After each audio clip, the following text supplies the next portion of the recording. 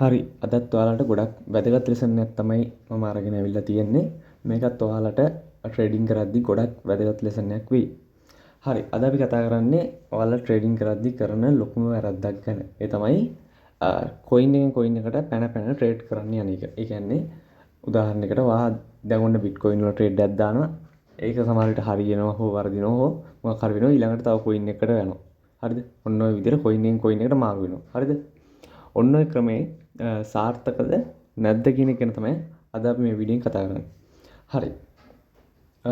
දැන් අපි හිතමු උදාහරණයකට ඔයා මුලින්ම ඔන්න ඉතේරියම් එකේ ඔයා ට්‍රේඩ් එකක් ගන්නවා. ට්‍රේඩ් එකක් අරගෙන ඒක අපි හිතමු ප්‍රොෆිට් වුණා කියලා. ඔන්නම ප්‍රොෆිට් වෙනවා. හරිද? ඊළඟට ඔයා ආපහු තව කොයින් එකකට යනවා ට්‍රේඩ් කරන්න. අපි හිතමු ඔන්න AAV වල ආයි ට්‍රේඩ් කරන්න යනවා. ඔන්න ඔය විදිහට ඔයා කොයින් එකෙන් කොයින් එකට මාරු වෙවි තියෙන හැම කොයින් එකකම ට්‍රේඩ් කරන්න යනවා. ෆියුචර්ස් කරන්න යනවා. මෙන්න මෙහෙම කරන්න යනවා නම් ඔයාට මේ ෆියුචර්ස් වලින් සාර්ථක වෙන්න තියෙන සම්භාවිතාව ගොඩක් අඩුයි. අර මේ මෙහෙමනේ. ඔයාලා ඔය ටෙක්නිකලින් ට්‍රේඩ් කරද්දී ඔයාලා එක එක විදියට කන්ෆර්මේෂන් අරගෙන සිග්නල්ස් ඔය කන්ෆර්මේෂන් එක එක විදියට අරගෙන ඔයාලා ට්‍රේඩ් කරගෙන යනවා. එතකොට මෙහෙම කරන් යද්දී ඔයාට අසාර්ථක වෙන තැන් කිහිපයක් තියෙනවා. දැන් උදාහරණයකට ඔයාට ප්‍රශ්නයක් ඇති ඇයි මම හැමතිස්සෙම ඉතේරියම් වලයි AAV වලයි ෆියුචර්ස් කරන්න කියලා. මොකද මං ගන්න ට්‍රේඩ් හැම එකක්ම එක්ක ඉතේරියම් එහෙම නැත්නම් AAV ෆියුචර් හෙඩ් යන්න. එතකොට එහෙම කරන්න හේතුව තමයි දැන් උදාහරණයකට දැන් AAV කියමුකෝ. අපි මාස ගාණක් තිස්සේ මෙන්න මේ කොයින් එකේ විතරයි අපි ට්‍රේඩ් කරන්නේ. එතකොට අපි මේ chart එක වැඩ කරන විදිය මේ කොයින් එකේ price එක move වෙන විදිය ගැන හොඳ අවබෝධයක් තියෙනවා. එතකොට අපිට මේ මාකට් එකේ යන විදියෙන් කියන්න පුළුවන් මේ මාකට් එක කොයි පැත්තටද යන්නේ කියලා වෙන කන්ෆර්මේෂන් නැති වුණා. එතකොට මේ හැම කොයින් එකකම ට්‍රේඩ් කරාට පස්සේ ඔයාලට වෙන දේ තමයි එක එක කොයින් move වෙන්නේ එක එක විදිහට. ඒකේ මාකට් කැප් එක මත එක එක විදිහට move. සමහර වෙලාවට ටෙක්නිකල් කාරණා වැඩ කරන කොයින්ස් තියෙනවා. සමහර වෙලාවට එහෙම නැති කොයින් තියෙනවා. උදාහරණයකට ඔය පොඩි කොයින්ස් ගත්තොත් low market cap තියෙන කොයින්ස් සාමාන්‍යයෙන් ඔය ටෙක්නිකල් කාරණා කිසිම දෙයක් වැඩ කරන්නේ නැහැ. එතකොට ඒ වගේ කොයින්ස් උත් ඔයාලට හම්බ වෙනවා. එතකොට හැම කොයින් එකම හම්බ වෙනවා. ඔන්න ඔය වගේ වෙලාවල් වලදී ගොඩක් අවස්ථාවන් වලදී ඔයාලට ඔයාලගේ ට්‍රේඩ් ලොස් වෙන්න පුළුවන්. මෙන්න මේ කොයින් එකෙන් කොයින් එකට අද එකක ට්‍රේඩ් කරනවා හෙට තව එකක ට්‍රේඩ් කරනවා. මෙන්න මේ විදිහට පැන ට්‍රේඩ් කරන්න යන්න කිව්වොත්. එතකොට අපි ට්‍රේඩ් කරන්නේ හැමතිස්සෙම තෝරාගත් කොයින් කිහිපයක විතරයි. ෆියුචර්ස් කරන්නේ. හරිද? මම මේ ෆියුචර්ස් ගැන කතා කරන්නේ ස්පොට් ට්‍රේඩින් ගැන නෙමෙයි. එතකොට අපි හොඳ ඔපචුනිටිස් තියෙනවා නම් මාකට් එකේ අපි හිතමු කොයින් එකක් ලොකු ගේන් එකක් ගන්න තියෙනවා කියලා අපි ටෙක්නිකලි හෝ ෆන්ඩමෙන්ටල් හෝ මොකක් හරි අපි වේල් වලට ට්‍රැක් කරලා හෝ මොකක් හරි හේතුවකින් අපි ඔන්න කොයින් එකක් හොයාගන්නවා මේක ලොකු ගේන් එකක් යන්න තියෙනවා. අපි මේ වගේ වෙලාවට කරන්නේ ගොඩක් වෙලාවට ස්පොට් එකේ කොයින් එක ඇකියුමුලේට් කරලා තියෙනවා. ඒ කියන්නේ ස්පොට් එකේ ඒ කොයින් එක එකතු කරලා තියෙන එක තමයි කරන්නේ. ඒතකොට ෆියුචර්ස් වල ගිහිල්ලා හයි ලෙවරේජ් දාලා ඒකට ට්‍රේඩ් ගන්න යන්නේ. අපි ස්පොට් එකේ මේ වගේ කොයින් එකක් තියෙනවා නම් ඒක බයි කරනවා. ඒතකොට අපි ෆියුචර්ස් හැමතිස්සෙම කරන්නේ ඔන්න වගේ තෝරගත්ත කොයින් කිහිපයක විතරයි. මෙන්න මේ ක්‍රමේ ඔයාලා පුළුවන් නම් අනුගමනය කරලා බලන්න මොකද්ද වෙන්නේ කියලා. එතකොට ඔයාලට කාලයක් යනකොට මේ කොයින් එක ගැන ඔයාලා ට්‍රේඩ් කරන කොයින් එක ගැන හොඳ අවබෝධයක් එනවා. ඒ කියන්නේ හැම කොයින් එකකම ට්‍රේඩ් කරන් ගියාම ඔයාලට අන්නේ අවබෝධය ගන්න අමාරුයි.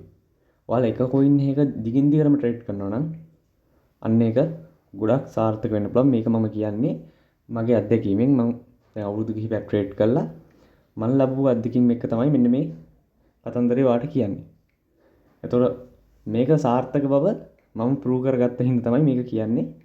හැමතිස්සෙම කොයින් එකෙන් කොයින් එකට පැන මෙන්න මේක අප් වෙනවා කිය පැන ට්‍රේඩ් කරන්න යන්න එපා. හරිද? දැන් මාකට් එක අප් වෙනවා තමයි කොයින් හැම එකක්ම සමහර වෙලාවට ලොකු ගේන්ස් ගන්නවා. එතකොට ඒ වගේ ඔපචුනිටි තියෙනවා නම් බලලා ස්පොට් එකේ ඒ ඔපචුනිටි ගන්න. ෆියුචර්ස් ට්‍රේඩ් කරද්දී සීමිත කොයින් ප්‍රමාණයක වගේ කැපිටල් එක මත ඒක ඩිපෙන්ඩ් වෙනවා. සාමාන්‍යයෙන් වට ලොකු කැපිටල් එකක් තියෙනවා නම් කොයින් 6-7ක ට්‍රේඩ් කරන්න. අපිත් එහෙම බුල් රන් වලදී ගොඩක් වෙලා ට්‍රේඩ් කරනවා. නමුත් හැමතිස්සෙම ඔයා ට්‍රේඩ් කරන කොයින් එකක් හෝ දෙකක් තියාගන්න. ඒ කොයින් ටිකේ ඔයා ෆියුචර්ස් කරන්න. උදාහරණයකට මම ගොඩක් වෙලාවට කරන්නේ ඉතේරියම් සහ AAV වල තමයි මම ට්‍රේඩ් කරන්නේ. යම් වෙලාවට බිට්කොයින් වලත් ට්‍රේඩ් කරනවා ෂෝට් පොසිෂන් ගන්න අවශ්‍ය වෙලාවට. එතකොට බිට්කොයින් වලත් ලොන්ග් පොසිෂන් වගේ දේවල් ගන්න ඕන නම් මම ගොඩක් වෙලාවට ස්පොට් වල තමයි ගන්නෙ.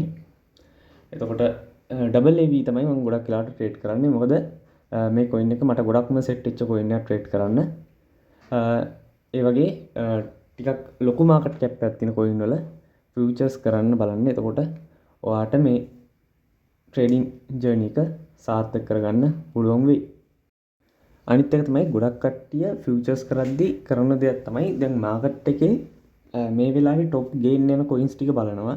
උදාහරණයක් විදිහට ගේන් ලිස්ට් එකට ගිහිල්ලා টොප් ගේන් හෝ හොඳටම ඩ්‍රොප් වෙන කොයින් ටික අපි තෝරලා අරගෙන අන්නේ කොයින් වලට ට්‍රේඩ් කරනවා. හරිද? එතකොට ඔහොම අරගන්නකොට සාමාන්‍යයෙන් සාර්ථක වෙන්න සම්භාවිතාවක් තියෙනවා තමයි. මොකද මාකට් එක අප් වෙන හොඳ ගේන් එකක් තියෙන කොයින් ගන්න. ඒ කියන්නේ ලොකු මුදල් ප්‍රමාණයක් කියනකොට තමයි ගේන් ලිස්ට් එකට කොයින් එකක් එන්නේ. ඒ කොයින් එකේ. එතකොට ඒක අප් එක ගිහිල්ලා ඒක ප්‍රොෆිට් එකක් වෙන්න සම්භාවිතාවක් තියෙනවා. නමුත් ඔතන තියෙන ගැටලුව තමයි ඔය කොයින් එකේ වොලටිලිටි එක ගොඩක් වැඩි. ඒ කියන්නේ අවස්ථාවේදී තියෙන වොලටිලිටි එක වැඩි. එතකොට මේ වගේ කොයින් වල ෆියුචර්ස් කරනවා කියන්නේ රිස්කි. මම කලින් වීඩියෝ එකෙදිත් ඒ ගැන ඔයාලත් එක්ක කතා කරා.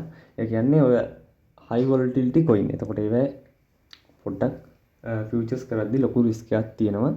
ඒක නිසා මේ ඒ වගේ අර අප් වෙන කොයින් බල ෆියුචර්ස් ගන්න එපා. මම මේ ළඟදී දැක්කා එක්කෙනෙක්ගේ ලොකු ලොස් එකක් ගිහිල්ලා තිනවා. සාමාන්‍යයෙන් ඩොලර් 800 විතර. ඒ ලොස් එක ගිහිල්ලා තින්නේත් ඔය අලුතෙන්ම ලිස්ට් වෙච්ච කොයින් එක ෆියුචර් රේට් එකක් ගන්න ගිහිල්ලා ඉතින් ක්‍රොස් මූඩ් එකේ අරන් තිබ්බේ. කොහොම හරි account එකම වොෂ් වෙලා ගිහිල්ලා තිබ්බා. ඔන්න ඔය වගේ සිද්ධි වෙන්නේ ඔය high volatility coin වල ට්‍රේඩ් කරන්න යන එක ෆියුචර්ස්. හරිද? ඕවයින් ට්‍රේඩ් කරාම ඔයගේ coin වල ට්‍රේඩ් කරාම ඔයාලට profit එක වැඩිපුර හම්බ වෙනවා. ඒ කියන්නේ සාමාන්‍යයෙන් ඉක්මනින් ගේන් ගන්නවා. සාමාන්‍යයෙන් ශනිකව profit එනවා. ඒක හරි. හැබැයි ඉක්මනින් profit එනවා වගේ තමයි ඉක්මනින්ම loss වෙලත් යනවා. ඒක ගැනත් ඔයාලා අවබෝධයෙන් ඉන්න. මොකද ඉක්මනට profit වලට වැඩක් නැහැ. ඉක්මනට loss වෙනවා නම් අන්න එතන ලොකු අවුලක් තියෙනවා. ඔයාලගේ stop loss එක ඉක්මනටම hit වෙනවා නම් ඒකේ වැඩක් නැහැ නේ. ඒක හින්දා safe coin වල trade කරන්න. ඔයා coin එකක් හෝ දෙකක් තෝරගන්න ඔයාලට futures කරන්න. මම ඔයාලට කියන්නේ slowly තමන්ගේ account එක grow කරන්න බලන්න හැමතිස්සෙම. අර ඉක්මනින් කෝටිපතිය වෙන්න හදන්න එපා. slowly account එක grow කරගෙන යන්න උත්සාහ කරන්න. තමන්ගේ capital එක කීයක් තියෙන කියලා තේරුම් අරගෙන. හරි. එහෙනම් මම හිතනවා මේ වීඩියෝ එක ඔයාලට ගොඩක් වැදගත් වීඩියෝ එකක් වෙන්න ඇති කියලා. වීඩියෝ ගැන ඔයාලගේ අදහස පල්ලෙහෙන් කමෙන්ට් එකක් දාගෙන යන්න. මොකද ඔයාලා කමෙන්ට් එක මට ගොඩක් වටිනවා. ඒක නිසා අනිවාර්යෙන් කමෙන්ට් එකක් දාගෙන යන්න. channel එක ඔයාලට වැදගත් වෙයි කියලා හිතනවා නම් channel එකත් subscribe කරන්න. මොකද ඔයාලට වැදගත් වීඩියෝ තමයි මේ channel එකේ අරන් එන්නේ. එහෙනම් අපි ඊළඟ වීඩියෝ එකෙන් හම්බෙමු. හැමෝම පරිස්සමින් ට්‍රේඩ් කරන්න. හැමෝටම සුබ දවසක්.